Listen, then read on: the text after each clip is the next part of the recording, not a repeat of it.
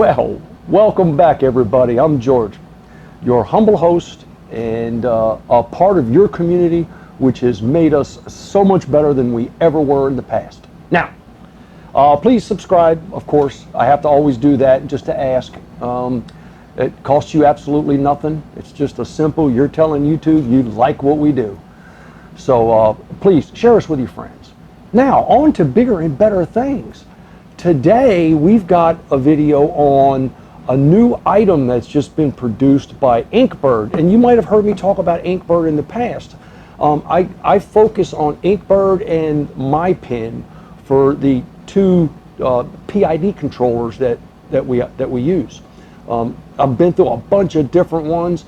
For the cost, they're really applicable to what most of our community does.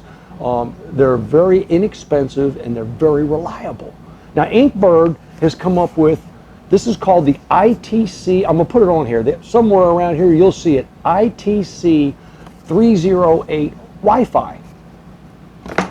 You know, we do everything else through Wi-Fi, so now we've got a temperature controller that's applicable to some of the brewing community, some of the processes, not all of them, and we'll discuss that. That can be linked to your iPhone, and you can control it via the iPhone. I'm going to show that to you. It's a fantastic item. Now, up front, yes, they did send this to me and asked me to do a review, and I've put it through its paces, and this is it. It does what it advertises. But I just want you to be forewarned that this is not a proportional integral derivative controller. This is a temperature controller, like a thermostat. So what does it lend itself to? It really lends itself to like fermentation temperatures, mash cooking, preheating ovens for some of your other processes. So it's not going to give you a precise control, but it will give you it'll work like a home thermostat, for lack of better description.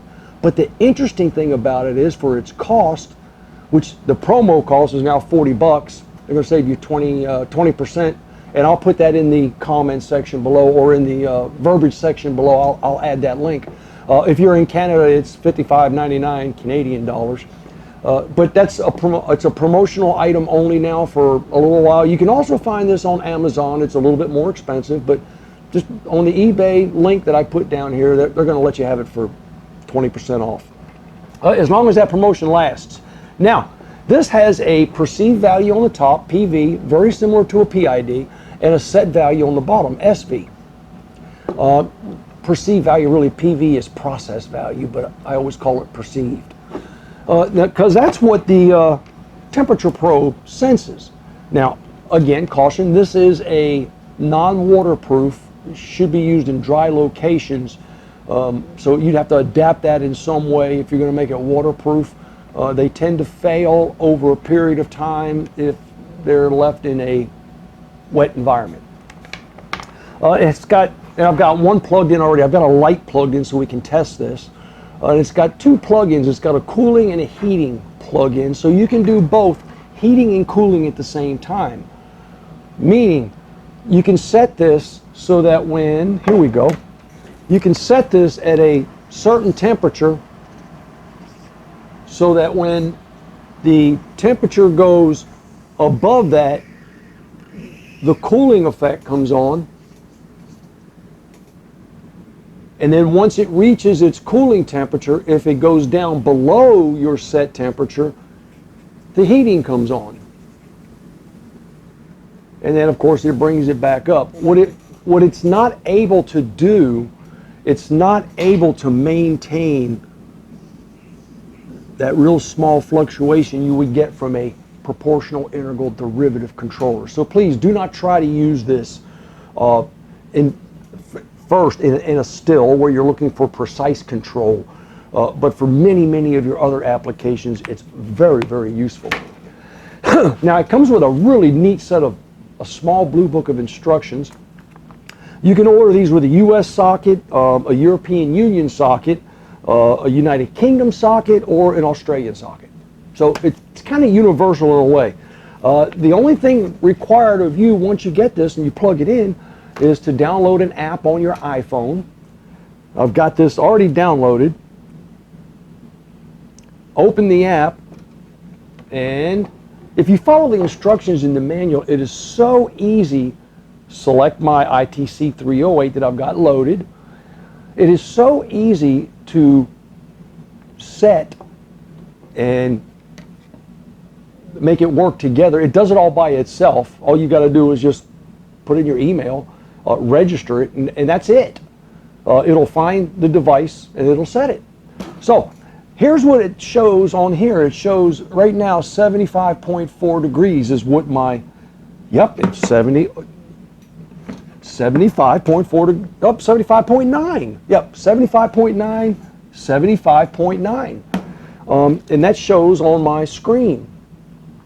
Now, of course, you can set it here, but I can also set it here. On the bottom, you'll see it says set value 75 degrees. I can change that and go to 77. Okay. And it's just changed it to 77. Now you notice my light came on. It was sensing, it's sensing 75 from the thermometer, and I set it to 77, and I've got something plugged in the heat, and that is that light. And you'll notice that that light came on. And now the screen also changed to an orange color, lets you know it's heating. So you can track it with your iPhone. Now, if you're not happy with that temperature, all you gotta do is just push that again, and let's set it back down to 75. See what, that light went out. So it told the controller knows at what you've set it at. It has to achieve that temperature. That went out. Now, interestingly enough, on here the cooling light came on. You see? My perceived temperature right here is higher than my set temperature. So if I had a light plugged in, and I'll do that, if I have a light plugged into the cooling portion, that light would come on, or your cooling function would come on. Very, very interesting. So the applicability of this unit is, I give it really, really high marks, because if you're trying to control an environment where you need a certain amount of temperature, and once it gets to that temperature, if for some reason your environment changes and or it starts to expand on its own, you can also add a cooling function, a fan, a blanket, some sort of a cooling medium, and when it gets above that, that would come on and bring that temperature back down, and it would balance itself. So it really could lend itself to, and I'm thinking about off the top of my head, you know, if you were running like, oh my goodness, they have chicks, chickens, now, you know, chicks, an incubators. So this would really lend itself good to that. Again, the fermentation process, mass production process, preheating ovens, and things of that nature. What could be better than that? So, Inkbird, I give you a high five, and I say that you've produced a product that is very useful. You can set this for a temperature differential. You can also set it if you're using a compressor for the cooling with a time function so that you don't burn out the compressor. Oh my goodness, it's got one page of simple settings that just make it so easy, and it's intuitive. It's self-correcting in a way. Here are my other my concerns for you. Just keep this in mind. Right now, this is rated at 10 amps. So let me turn the page. I'll be right back. This is an item rated at 10 amps. So what's that mean to us? And you can use this same formula to figure out anything and everything else. If you know what the voltage is and you know what the amps are, you're able to figure out what can it handle in wattage for, and I'm talking specifically about heat. This is 120 volts at 10 amps. So what this is really is volts times amps, or E times I. What that would give you is watts. And in this particular case, this equals 1200 watts.